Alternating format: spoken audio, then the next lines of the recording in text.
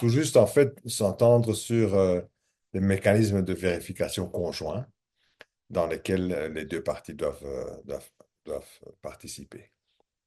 Donc, c'est c'est quand même un pas, hein. Je veux dire, c'est le premier pas, puisque depuis le début du conflit, enfin depuis le début de la signature des accords, euh, certaines parties se sont plaintes que les combats continuaient. Seulement, ils se plaignaient sans avoir vraiment un véritable mécanisme de vérification pour savoir qui fait quoi. Donc, le fait que ça a été signé maintenant à Genève, je crois que c'est un premier pas. Voilà. Je, En tant qu'observateur, en tant que quelqu'un qui a quand même suivi ça depuis pas mal d'années, maintenant encore, même surtout sur cette crise avec ce M23-ci et le régime de Tshisekedi, et je dis bien le régime parce que il n'a jamais été élu, soyons clairs là-dessus. Mais bon, c'est celui qui est maintenant à la présidence à Kinshasa. Mais en fait, il n'y a jamais eu un respect de quoi que ce soit de la part de Kinshasa.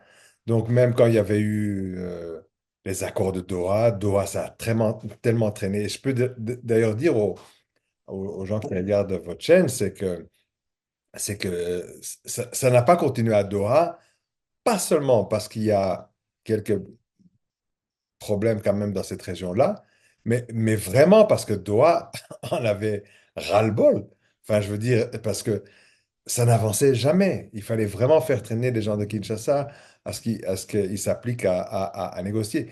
Donc, la façon dont j'ai pu entendre ce qui se passait aussi en Suisse, bon, on est arrivé à quelque chose, mais quand de toute façon, pendant qu'ils négocient, on voit ce qui se passe sur le terrain, parce que les attaques sur les populations des Banyamulenge, par exemple, n'ont pas arrêté, et dans d'autres endroits, et que de toute façon, Kinshasa continue à mobiliser contre le Rwanda. Il y a tellement de vidéos qui sortent, etc., où on voit vraiment l'armée même dire des histoires du style nous allons attaquer le Rwanda, nous prendrons leurs maisons, leurs voitures, etc. Donc, c'est une vidéo qui fait rage depuis ces derniers 24 heures. Mais tout ça montre que de toute façon, il y a ce qu'on signe peut-être aujourd'hui en Suisse, mais personnellement, je ne crois pas qu'on va arriver à quelque chose. Et j'aimerais quand même rajouter quelque chose, c'est que il y a un problème. C'est que depuis le début, depuis la signature de Washington, pendant qu'il y avait la signature de Washington, il y avait des combats. Il y avait des combats. Il y avait d'ailleurs le Burundi surtout qui poussait dans la région de Uvira avec les Wazalendo, avec les FDLR. Et donc, à ce moment-là, on a vu que le M23 a pris Uvira pour arrêter tout cela et aussi pour arrêter les tueries dont les populations ciblées faisaient l'objet. Et pourtant, je veux dire, on a vu une réaction de la part de celui qui devrait être neutre, qui devrait être au milieu, prendre des sanctions, par exemple, contre le Rwandan Defense Force, les forces de défense rwandaises, RDF. Donc, jusqu'aujourd'hui, on n'a pas rétabli, je dirais, un certain équilibre, parce que on ne dit rien à Kinshasa. Donc, à Kinshasa, la seule chose qu'on voit, c'est que euh, la partie neutre, ça veut dire celle des États-Unis, sont déjà en train de prospecter. Ils sont déjà en train de prospecter sur cet accord qui a été signé à Washington, parce que rappelons-le, c'est un accord sur le sous-sol congolais qui a été gracieusement offert aux intérêts américains. Donc, pour moi, en tout cas, sans pincettes, je dirais qu'on a un déséquilibre là, même si j'ai vu que l'envoyé spécial de Trump, M. Massad Boulos, s'est réjoui de cet accord. Qu'est-ce qu'on va en faire? Je ne vois pas très bien un changement sur le terrain. Premièrement, l'accord de Genève, c'est entre l'AFC M23 et le gouvernement de Tshisekedi, de Kinshasa. Et donc, ça, c'est pas Washington.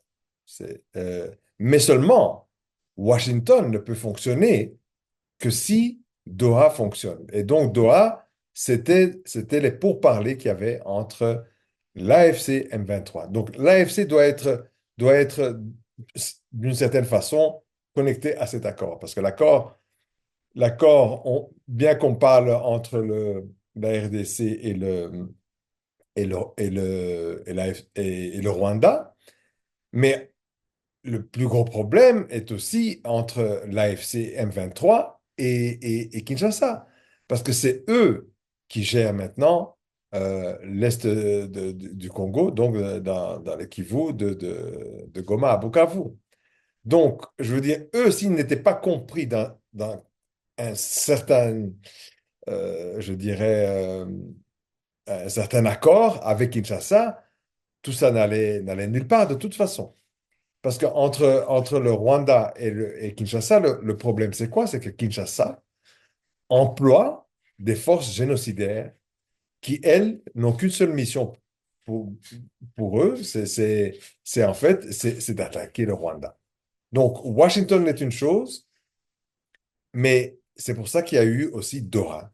Et comme Doha avait été conclu avant Washington, et c'est d'ailleurs Boulos, Monsieur Boulos Massad, Massad Boulos, qui a vraiment insisté à ce que Kinshasa signe Doha.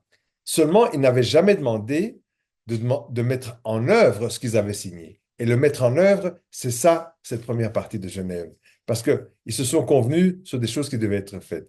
Et en résumé, c'est qu'il fallait toucher les causes profondes du conflit. Mais en même temps, pour que des gens puissent négocier, il faut qu'on puisse aussi relâcher les prisonniers politiques du M23 et d'autres points qui ont été donc signés à Doha.